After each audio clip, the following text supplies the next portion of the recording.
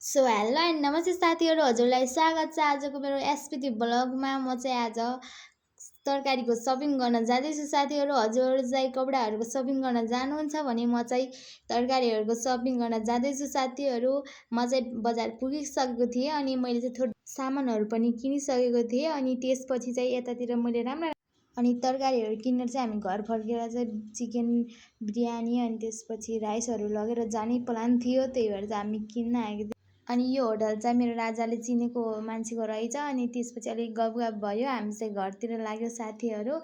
यतातिर यति धेरै राम्रो सिनहरू आइरहेको थियो नि साथीहरू।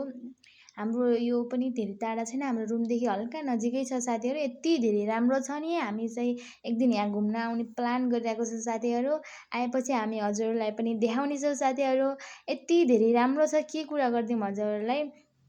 अनि यतातिर हामीहरू चाहिँ हाम्रो गाउँतिर चाहिँ हामी घरमा सुगाउँछौँ भने गाउँहरू यिनीहरू चाहिँ बाटोमा सुगाउँदो रहेछन् साथीहरू। तर केही नहुने, कसैले चोर्दा पनि नचोर्ने यस्तो हुँदो रहेछ साथीहरू होइन। हामी चाहिँ यति भन्दाभन्दै हामी चाहिँ हाम्रो रुमतिर आइसकेको छ साथीहरू।